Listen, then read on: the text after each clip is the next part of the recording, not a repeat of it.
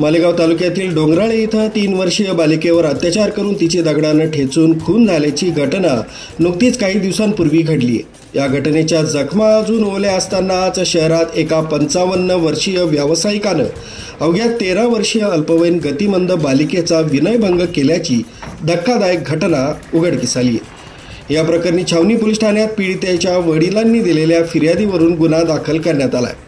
इथल्या सटाणा रोडवरील वैद्य हॉस्पिटलच्या मागील 12 एकर मोकळ्या भूखंडावर हा धक्कादायक प्रकार मंगळवारी 25 तारखेला दुपारी 4 वाजेच्या सुमारास घडलाय।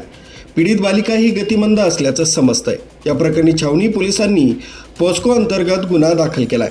पोलिसांनी 55 वर्षीय नराधम दीपक धनराज छाजेड राहणार मालेगाव या व्यावसायिकाविरोधात गुन्हा दाखल केलाय। पीडित मुलगी ही आरोपीच्या घरामागील बाजूस खेळत असताना त्यानं तिला फूस लावून दुचाकीवर बसवून नेत मोकळ्या भूखंडावर तिचा विनयभंग केल्याचं फिर्यादीत म्हटलंय। या घटनेनं सर्वत्र संताप व्यक्त केला जातोय। डोंगराळे घटनेला अवघे 11 दिवस उलटले असताना ही धक्कादायक घटना समोर आल्यानं संताप व्यक्त केला जातोय। News bureau Kasmade update Malegaon.